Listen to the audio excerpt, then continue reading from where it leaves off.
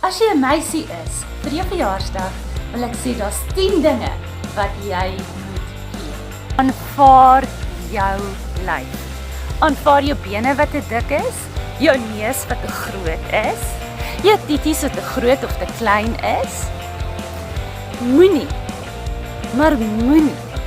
jouself met ander mense vergelyk nie. 9 is, maak 'n verskil.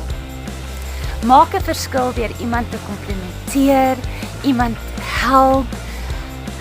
Wees gaaf met iemand. Doen iets vir iemand. Maar nog meer, doen net jou bes. Vergewe. Vergewe onmiddellik. Vergewe en vergeet. Want weet jy, niemand is perfek nie. Nie jou ouers nie, nie jou onderwysers nie, en hier's die nuus, ook nie jy nie.